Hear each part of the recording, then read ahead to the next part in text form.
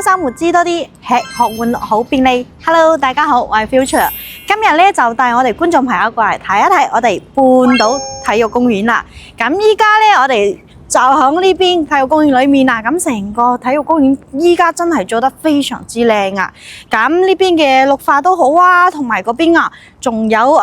籃球場啊、羽毛球場啊，同埋咧，如果中意打網球啊、踢波嘅話咧，嗰邊係有一個非常之大嘅空間啊，俾我哋呢啲好似中意踢波啊、打球嘅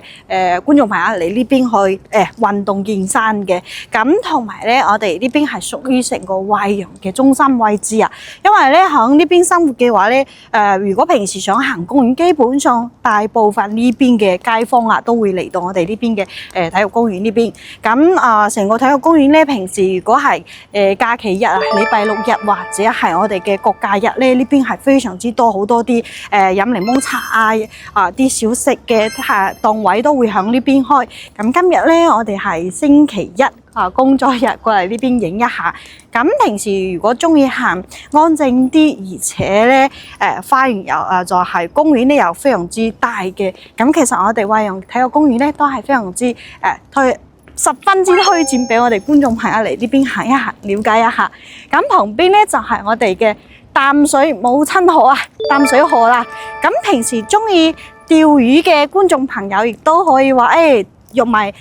兩三個好朋友過嚟呢邊釣魚都唔錯嘅。咁對面咧就係我哋嘅半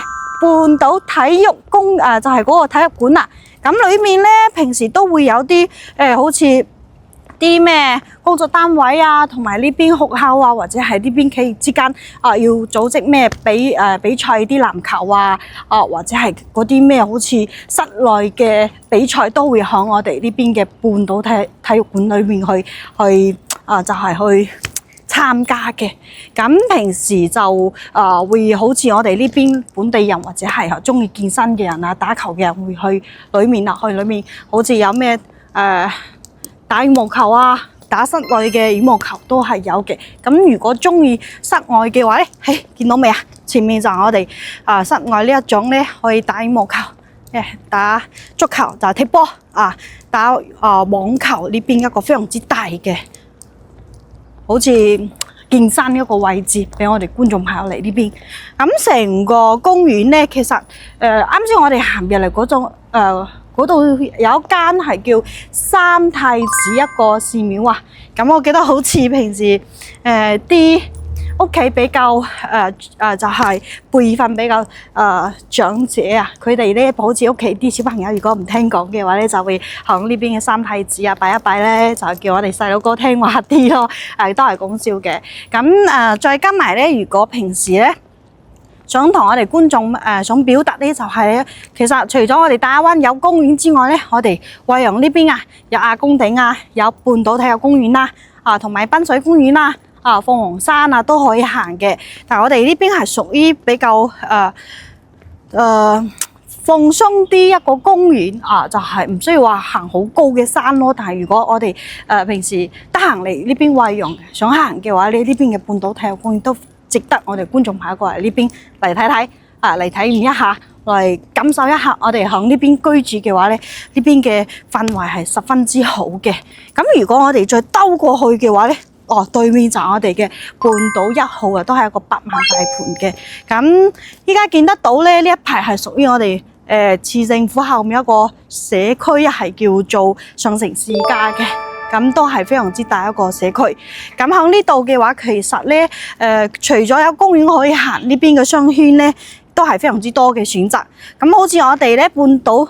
呢邊嘅體育公園就係出去嘅呢邊係叫文化公園。左轉出去咧就有一個英之王嘅商圈啦，同埋如果平時咧想去我哋前面嗰邊嘅天虹呢邊行過去都係10分鐘左右就可以實現得到。咁惠陽咧係響15年之前咧係最繁華一個位置嚟嘅，因為早期時咧大亞灣仲未有咩翡翠山仲未有咩吳語廣場萬達咁基本上咧響大亞灣同埋惠陽呢邊居住嘅話，都係要嚟到我哋淡水呢一片區嘅。包括嘅話咧，要去到我哋好嶼多飲莊會容宜馬都係響呢邊去行街去食嘢咁響呢邊居住，好似平時咧晚上仲有呢種凳啊，俾人哋想飲檸檬茶啊，想放鬆一下飲啲小酒啊，呢邊晚上都會有。咁日頭咧就可能會有部分一兩個檔位咧，就係買檸檬茶嘅位置咧，比平時我哋話過嚟呢邊唔記得攞水啊，係咪？咁想飲啲凍檸樂啊，或者係想飲啲檸檬茶嘅話咧，嗰邊有個檔位都係有嘅。咁喺呢度嘅話，大致上咧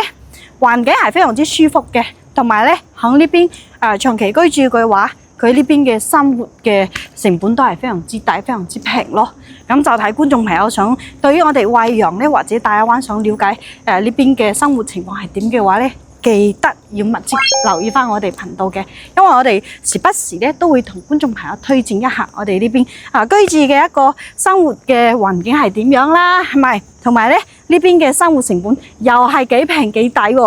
咁嗰邊就係我哋嘅半島橋啦。我記得15年我啱開始過嚟嗰陣時，呢一個就係我哋呢一座半島橋啊，都係